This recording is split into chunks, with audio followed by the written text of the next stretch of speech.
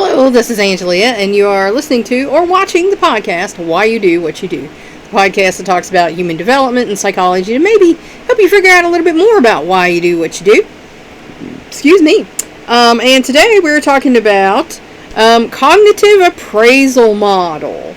And that's for, the model of coping proposed by Lazarus and Folkman, which holds that the basis of continuous appraisal of their relationship with the environment, people choose appropriate coping strategies and deal with situations that tax their normal resources. So we're talking about situations that are stressful, and these aren't a normal situation, and so your body's lower brain kicks in, the fight or flight. Because it's like, whoa! And so these are the situations that we're talking about. In the cognitive appraisal model, people consciously choose coping strategies on the basis of the way they perceive and analyze a situation. Because again, we've talked about perception, and everybody perceives things differently. And everyone has the capacity to analyze a situation differently. So the type of coping you choose is based on how you see things and what you think is going on. Coping occurs when a person perceives a situation as taxing or exceeding his or her resources and thus demanding unusual effort. And that is something that would cause you stress. And again, these are situations that aren't the usual situations. Coping includes anything as an individual thinks or does in trying to adapt to stress. And again, stress you do have to adapt to, otherwise you're going to just stay in the stress situation. You might have a heart attack and drop dead, or have a stroke, so you have to be able to adapt to stress. When stress comes up, you have to be able to adapt to it, or you're going to have an unhealthy life. Regardless of how well it works.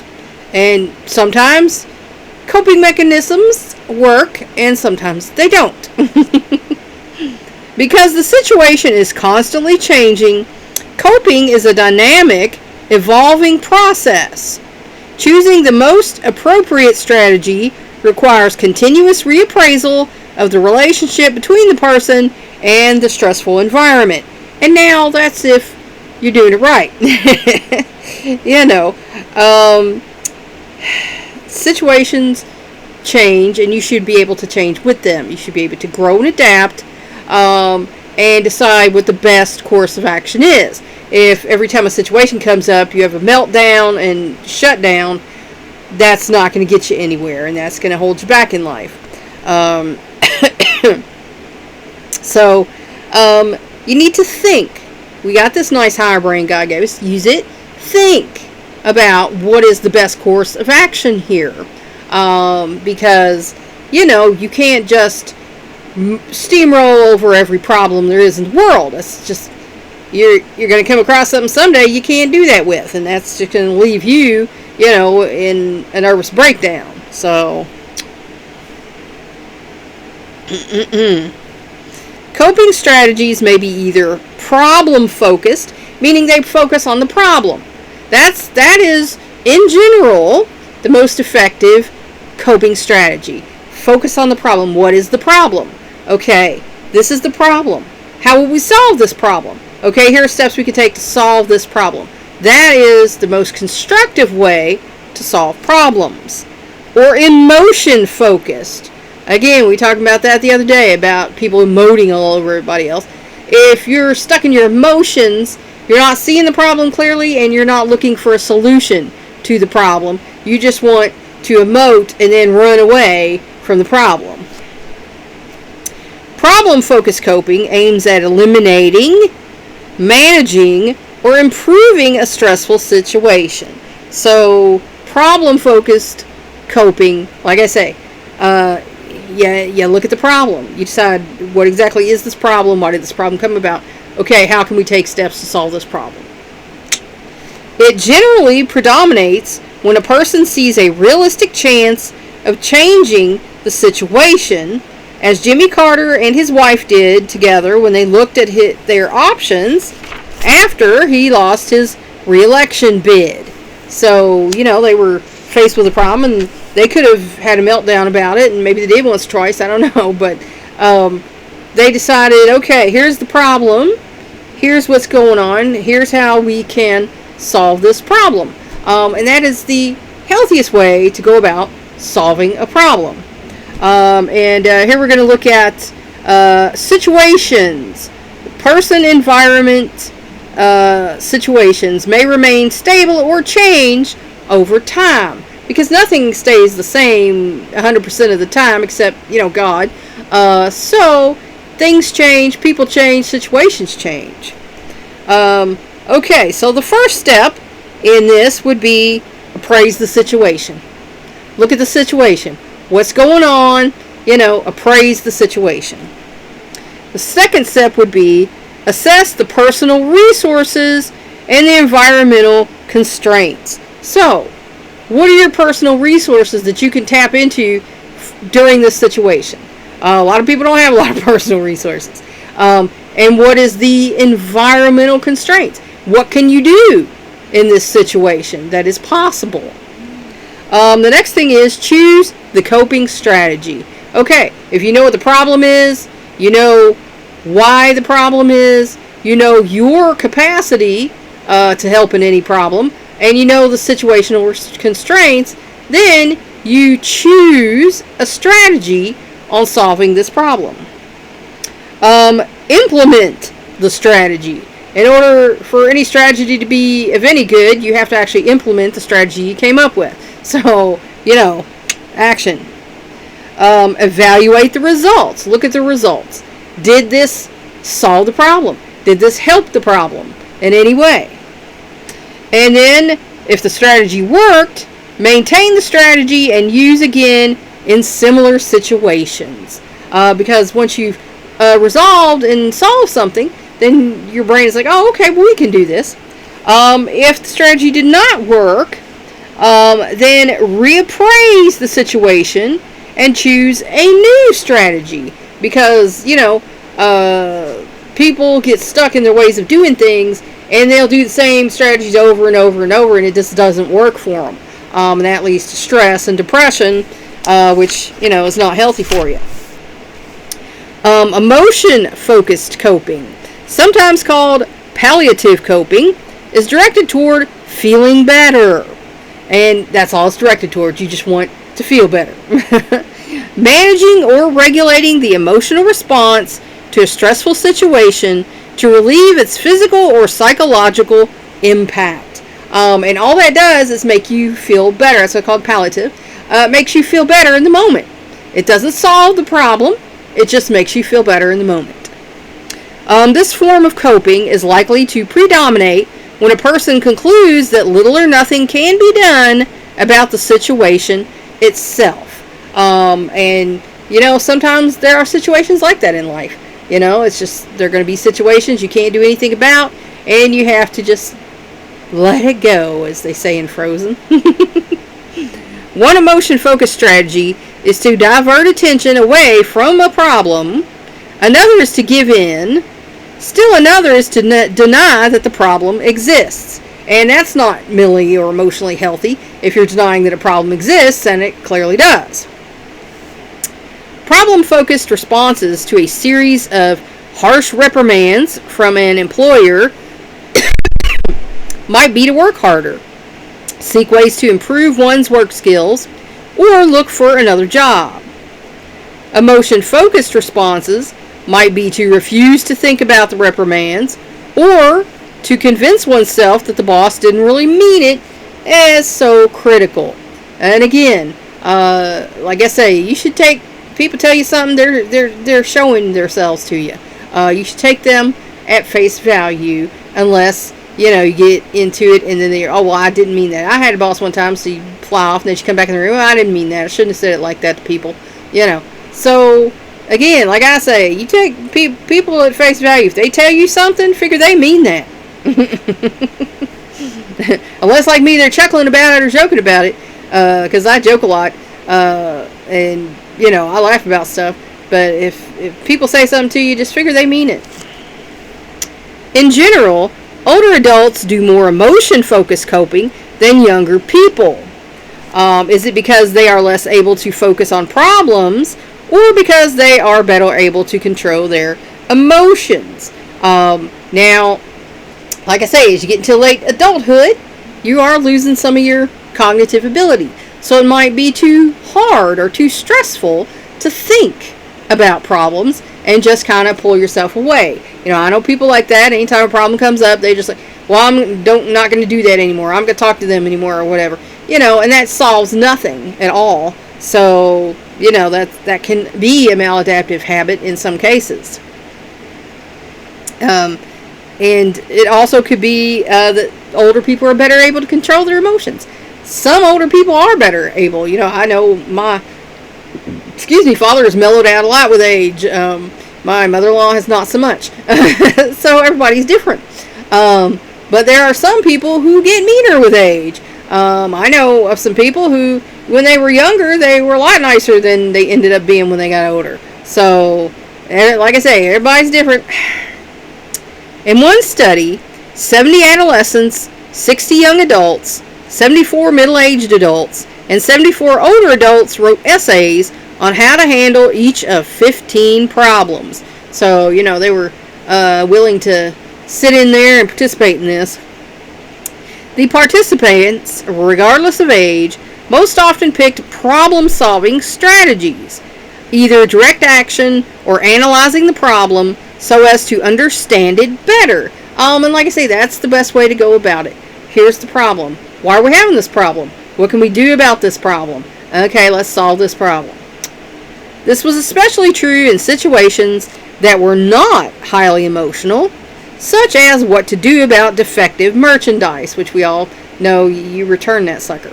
The largest age differences appeared in problems with higher emotional implications, such as that of a divorced man who is allowed to see his child only on weekends, but wants to see the child more often.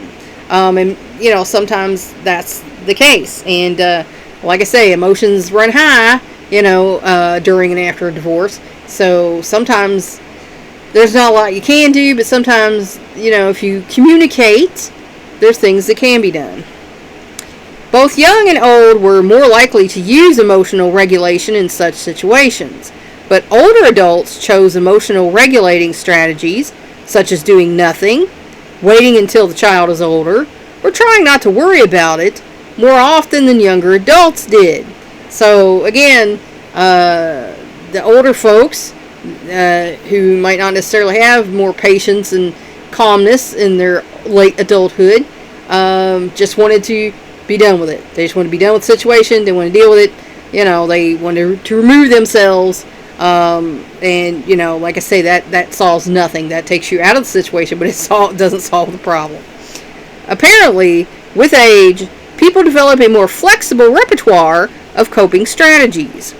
Older people can do problem-focused coping, but they also may be more able than younger people to use emotional regulation when a situation seems to call for it, when problem-focused action might be futile or counterproductive. Because like I say, you can't solve every problem. There's going to be problems in life that you just can't solve. And that usually has to do with, the other person is non-budging, or the situation is, regulated by a government agency or someone else to where you have no way of resolving it. Problem-focused coping tends to have a more positive effect on older people's well-being than emotion-focused coping. According to a comparative analysis of 2 longitudinal studies involving 449 women with an average age of about 70. So, problem-solving coping is going to make you feel better about yourself because you're able to analyze the problem and solve the problem. That, makes you feel better, gives you better self-esteem, it gives you a sense of accomplishment that you don't get if you just get emotional and move yourself out of the situation. The women in one study were moving from their longitudinal long-time homes to an independent living facility for older adults. The women in another study were long-term caregivers for mentally retarded adult children. The women in the first group reported more problem-focused coping, and 8 months after the move showed more improvement in well-being. So, with problem-focused coping, they were able to solve the problem on, here's what's going on, how do I adapt to this? There are people who never adapt to such things. Like I say, my mother-in-law's in a home right now. She refuses to get with the program. There are other ladies who come out there and sit, play cards, talk every day. They're living their lives. They go to art class. They go out to every activity. And if I go in home, that's how I'm going to be. I'm not going to sit there in my room and be depressed and say, I don't want to be here. Because what good is that? That solves nothing for you. If you're in a situation where you have dementia or you can't, you're not mobile anymore or whatever, that might be just the reality of the situation. That's your reality. Nothing can be done about it. You might as well use some problem-solving coping and adapt to your situation. The caregivers, who were followed for 9 years, were more likely to choose emotion-focused coping to deal with a situation that most of them apparently believed they could do little about. And that's unfortunate, because if you feel stuck in a situation, you're more likely to use your emotion-focused coping. You can feel like, oh, this is my life sucks, and, that sort of thing. And, that's defeative thinking, and it can lead to depression and worse. However, among the caregivers who did use problem-focused coping, this strategy was more closely linked with a sense of environmental mastery and purpose in life. So see, if you solve the problem, you've mastered your environment. You are the guy in charge, or the girl in charge, and you do have a purpose in your life. So, if you can solve the problem, that's much better than emoting all over and withdrawing from the problem. For those who used emotion-focused coping, its use was more clearly associated with a decline in environmental mastery and self-acceptance. So again, if you're down in your emotions, you're going to start feeling worse about yourself, and you're going to be feeling worse about your situation. And an increased incidence of depression, like I just said a while ago. Because if you don't feel like you've mastered your environment and you're not in charge of it, then you are going to get depressed about it. Sometimes emotion-focused coping can be quite adaptive, and its flexible use in appropriate situations can be a mature coping strategy. Because sometimes it is. Sometimes there's just nothing you can do, and you have to be able to accept it and move on with your life. In one study, adolescents and young adults tended to respond aggressively to conflict.